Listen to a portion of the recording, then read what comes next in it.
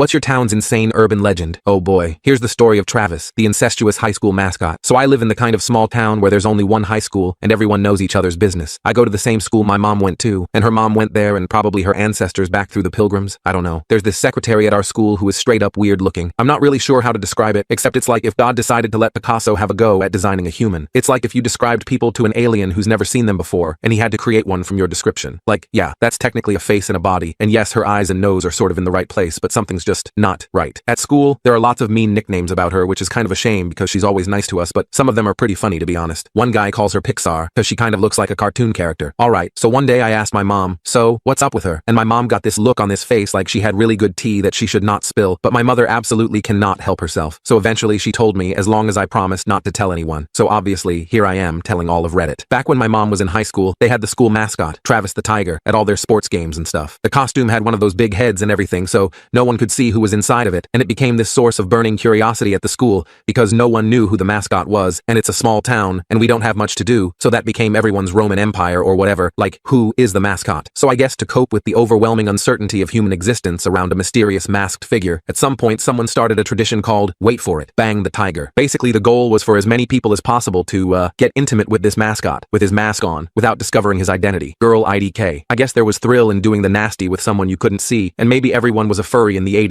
I don't know, because apparently this really took off. Even a few guys got with the tiger, who was apparently down for everything. Then a rumor started that the tiger had an enormous, you know what, and that kind of reignited the passion, should we say. My mom has no idea how many people in total hooked up with the tiger. She swears she didn't, but wait for an update that he's actually my father, I guess. But apparently 3 girls got pregnant, one of whom was the principal's daughter, and it became a whole thing, and there was a police investigation or something, because the principal tried to say that his sweet daughter would never have consented to banging an artificial zoo animal. They didn't have DNA testing back then, so there wasn't really any way to find him. So apparently one girl, this friend of my mom's, decided to take justice into her own hands. She lured the tiger below the bleachers, with sexual coercion or mice or whatever it is that attracts sultry tigers, and broke the cardinal rule of bang the tiger by pulling his head off mid-coitus. And she discovered it was the principal. Obviously the police were hella involved, but the whole thing got complicated because he said it was the first time he'd ever put the costume on, and he was only doing it to try to help with the investigation or something else. Obviously bull like that. But between that and his family practically owning the town, everything got swept under the rug and no charges were ever filed. 2 of the girls got abortions, but the principal's daughter kept the baby, and it is, you guessed it, Pixar herself, the weird-looking secretary. I have no idea if this is true, but I can tell you that my school definitely does not have a mascot at games anymore.